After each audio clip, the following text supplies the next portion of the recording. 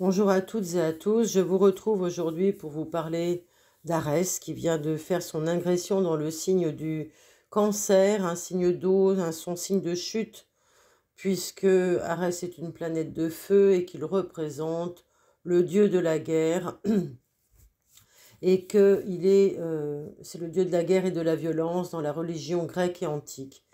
Cet Arès est le fils de Zeus et Héra, mais dans la mythologie, qui le met en scène d'une façon très archétypale bien sûr, euh, il est associé à tout ce qui peut être malédiction, imprécation, fléau, ruine.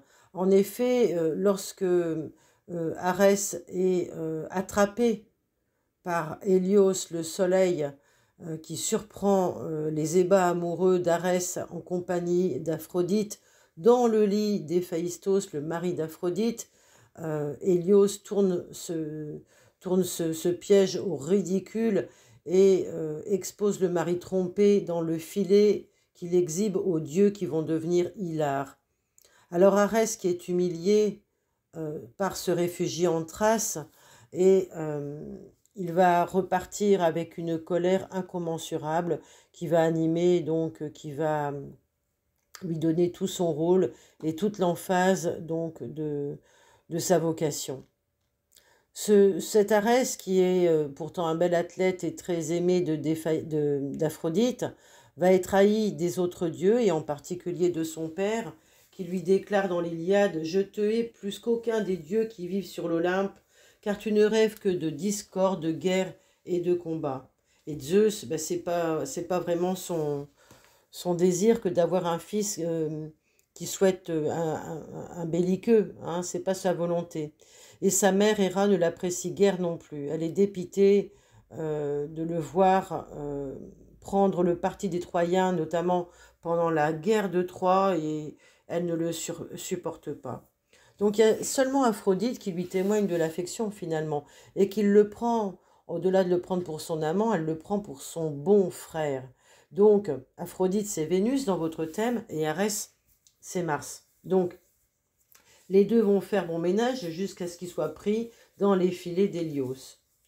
Alors, ce bel Arès qui représente le dieu de la guerre, le dieu de la violence, il va être équipé, il va être archétypalement utile dans nos thèmes pour nous montrer à partir de quand on va devoir se servir, entre guillemets, des armes pour couper le nœud gordien, c'est-à-dire le nœud de la dépendance à, à, des, à des choses qui pourraient nous intriquer dans des liens affectifs inconscients qui n'auraient plus lieu d'être. Et pour couper le nœud gordien, ben, il faut quelqu'un qui ait de quoi trancher, de quoi couper court à. Et cette période d'ingression, donc cette période de transit d'Arès dans le signe du Cancer, va nous permettre justement de venir nettoyer, de venir voir quels sont les liens toxiques, les liens qui ont besoin d'être vus, mis à la lumière d'Hélios, les liens dans le paternel, dans le père, dans le rôle du père, de père en fils, de grand-père en père, père du père du père, tous les pères en fait, tous les signes masculins yang de notre zodiaque et de nos généalogies, il va falloir s'en occuper. Car c'est là où va résider la colère familiale, la colère qui a obligé Arès à fuir. Et cette colère, elle est inextinguible. C'est un tonneau des Danaïdes. Elle est obligatoirement toujours sans fin. Alors, que va nous proposer ce transit? Ce transit, depuis le 5 septembre 2024, nous a donné déjà l'occasion, ça fait 2 jours au moment où j'enregistre ce podcast, peut-être 3 pour vous demain. Il va falloir regarder ce qui s'est passé il y a 3 jours, ou quelques jours avant, ou quelques heures après. En quoi avez-vous eu des passages ou des émotions de colère refoulées, exprimées ou non? Et c'est là où vous allez voir justement où ça vient taper, parce que vous avez peut-être assisté à des spectacles qui étaient humiliants, qui étaient décevants, qui était quelque chose qui venait semer la discorde en fait. Semer la discorde, la division, et qui venait montrer les valeurs basses de Mars qui cherche à faire du rouge, à faire du sang, et qui cherche à être belliqueux, à se rapprocher d'Eris, sa sœur, la sœur de la discorde. Voilà, ce Mars négatif, si j'ose dire, vient apporter la zizanie, la discorde, le duel, le combat, la dualité. Et puis, il y a le Mars qui lui est plus évolué, qui va nous permettre d'éviter de réagir et qui va nous poser, nous inviter à rejoindre une action maîtrisée, c'est l'action de la maîtrise de soi, va nous proposer donc d'éviter de monter sur les chevaux de la colère et de rester dans une attitude d'observation peut-être et puis d'action juste.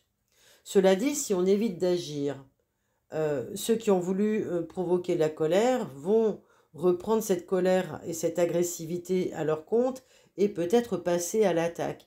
Donc la période risque d'être un peu, on va dire, animée ou pleine d'animosité. Sur un terrain qui va être celui des liens affectifs, au-delà d'être celui de la famille, hein, puisque Mars est en Cancer. Le Cancer, c'est le signe du foyer, des rapports familiaux, des rapports avec nos proches, des rapports avec nos ancêtres aussi, avec notre généalogie et avec notre patrie, par extension. Donc, tous ces liens affectifs que nous entretenons en rapport avec un côté masculin qui ne serait pas affirmé correctement, qui ne serait pas respecté, qui serait plutôt desservi, eh bien aujourd'hui va revenir sur le tapis parce que la colère de Mars, la colère d'Arès va se manifester, elle ne pourra plus forcément rester cachée, elle va devoir se montrer au grand jour. Et pour ce faire, elle va se servir des échanges qui, au-delà d'être dans la famille, vont pouvoir être transposés dans le quotidien que vous pouvez vivre, que ce soit au travail, que ce soit dans ce qu'on vous présente au niveau de la société. Et là, il est possible que nous assistions à des scènes qui seront des événements qui soient à rapporter avec des personnes qui osent commettre des actes parfois irréparables et d'une grande violence et d'une grande cruauté, comme nous en avons vu déjà il n'y a pas si longtemps, pour pouvoir assouvir, exprimer un droit d'existence, un droit de reconnaissance. Pourquoi? Parce que Mars, il a été forcé à l'exil. Son père et sa mère le détestent. Qu'est-ce que vous voulez qu'il fasse? Il n'a pu que contenir sa colère et l'exprimer en devenant le plus fort dans ce qu'il pouvait ressentir et toujours en lien et en loyauté avec ses parents qui le détestent. Il répond à la détestation de ses parents par une affirmative qui est celle de la guerre. Donc le plus il se sentira rejeté, le plus il va lui-même tout faire pour être rejeté. Il va devenir un pourfendeur de boucliers, il va devenir meurtrier, il va devenir buveur de sang, porteur de dépouilles, le fléau des hommes tel qu'il a été décrit par tous ces épithètes. Voilà, donc ça peut être un personnage qui va être incarné ici et là pour ceux qui ne maîtriseraient pas leur Mars.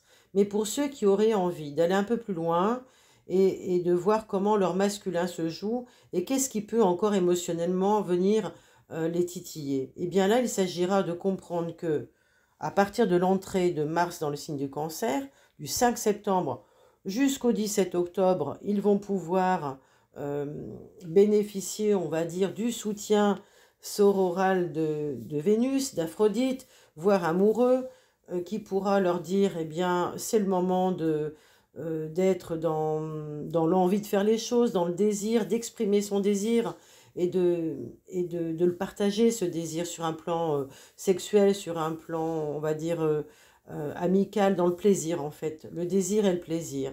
Et puis, aussi, pourquoi pas dans l'harmonie, dans une décision qui pourrait être une décision pour agir pour son bien-être ou pour le bien-être de sa famille, etc., etc.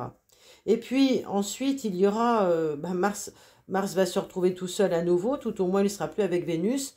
Vénus va sortir du signe du Scorpion pour aller dans le signe du Sagittaire, et là, elle risque de rendre un petit peu plus jaloux Mars, hein, voilà, ça risque d'être un peu plus compliqué. En tous les cas, ils vont s'écarter l'un de l'autre. Et à ce moment-là, dès le 18 octobre, Mars va avoir un autre partenaire de jeu. Il va rencontrer Mercure. Mercure va être en Scorpion et il va prendre la place donc de Vénus. Et là va se former à nouveau un très beau triangle dans les signes d'eau qui va nous proposer, avec Mars en Cancer, Mercure en Scorpion, Saturne, Neptune en Poisson, qui va nous proposer à tous ces signes masculins d'aller visiter ce qui se passe du côté du père. Ce qu'on aura mis en place avant du côté amoureux, côté sentimental, il va falloir trouver ensuite la réponse à notre problématique, ou à ce que l'on veut faire, ou ce qu'on n'arrive pas à faire, du côté du père, du côté du signe masculin. Et c'est là où on va peut-être être confronté à un représenté familial que l'on aurait reproduit, à savoir peut-être une action de complaisance, une action de dépendance, une action de soumission, une action de rapport de dominant-dominé. Pourquoi? Parce que Mars est en carré avec l'axe des nœuds lunaires, avec les signes cardinaux. Et donc là, on est toujours confronté à quelque chose qui tourne en boucle et qui fait que nous répétons la loi du père qui à elle-même n'a pas été correctement installée. Pourquoi? Parce que là, il est question de déni, il est question d'un Mars qui n'arrive pas à s'affranchir du déni du père et qui n'arrive pas à trouver la parole et l'action juste pour pouvoir se démarquer. Donc si Mars comment dirais-je, reste dans la guerre, eh bien il est fidèle à la haine de ses parents. Mais par contre, si Mars arrête de guerroyer, il va devoir assumer son conflit de déloyauté vis-à-vis de ses parents. Et donc ça, pour lui, ça risque d'être insupportable. Du coup, il ne prendra peut-être pas de décision, il ne prendra peut-être pas parti, et il va reformuler la boucle. Et il va reformuler le déni de la famille, et peut-être reproduire des comportements qui vont être une agressivité passive, qui va être refoulée jusqu'au point de devenir elle-même insupportable.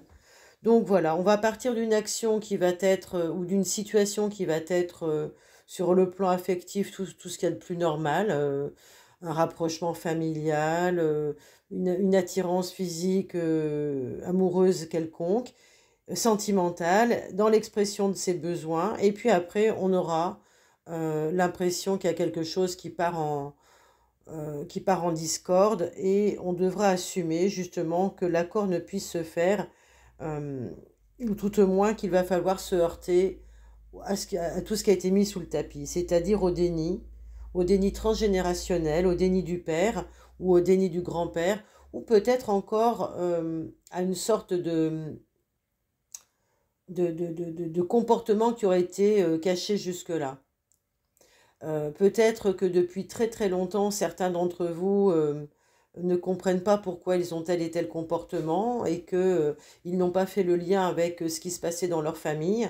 Mais peut-être qu'il y a des comportements dans cette famille qui ont été cachés et qui ne feraient pas la fierté hein, des descendants. À savoir peut-être de la maltraitance, des choses très meurtrières, que ce soit sur le plan psychologique ou physique. En tous les cas, il y a eu de la violence qui a pu être manifestée. Et cette violence dans les familles qui n'a pas été traitée, qui n'a pas été considérée, qui n'a pas été réparée, elle risque de se manifester aujourd'hui. Là, on est en rapport avec du lien transgénérationnel. Saturne et nous parle du grand-père ou de l'aïeul. Il rejoint Neptune. On est vraiment dans le parasitage. On est vraiment dans quelque chose qui va nous parler de vraiment d'un grand fléau qui sévit dans la lignée. Donc c'est vraiment le moment d'aller voir ce qu'il y a à nettoyer, ce qu'il y a à guérir du côté masculin pour chacun d'entre nous dans ce que nous allons vivre émotionnellement pendant ce transit jusqu'au 4 novembre 2024. Ce à quoi nous allons vibrer par rapport à ce qui va se passer autour de nous, et Dieu sait si si les phénomènes, les, les choses horribles que nous voyons de violences perpétrées par des dégénérés qui sont en liberté, euh, qui viennent dire ben, j'existe, etc., etc.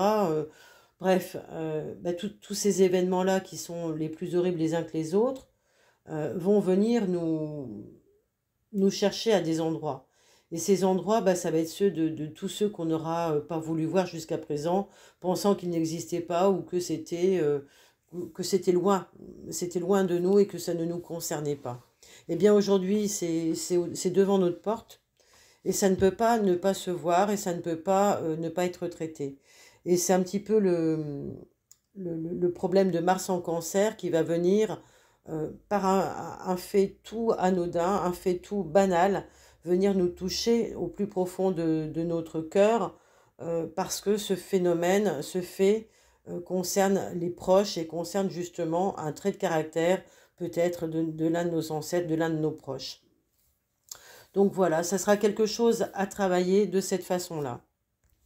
Ici, en fait, si on prend une astrologie un peu karmique, hein, on est sur tout ce qui va être relié à un karma d'agressivité. Et ce karma d'agressivité, ben, il est bien là, puisque nous sommes sur l'expression grandeur nature, grandeur sociale, grandeur planétaire de ce karma d'agressivité, qui s'est exprimé donc envers des peuples, envers des nations, mais aussi au plus profond de nos foyers, enfin au plus près de nos foyers, auprès des femmes, vis-à-vis des personnes de la famille les plus vulnérables.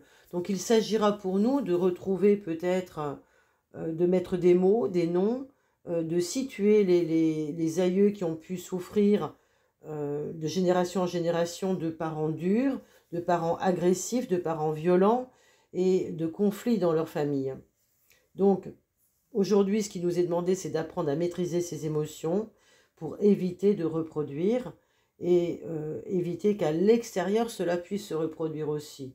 Et le plus nous ferons individuellement ce travail qui nous concerne pour sortir d'une déférence, d'une complaisance au déni ou à une agressivité passive qui se réfugierait dans des analgésiques, hein, dans des drogues, dans des alcools, etc., eh bien, le plus nous pourrons assumer cela et le traiter, le plus nous libérerons nos sociétés de tous les fléaux qui les concernent actuellement.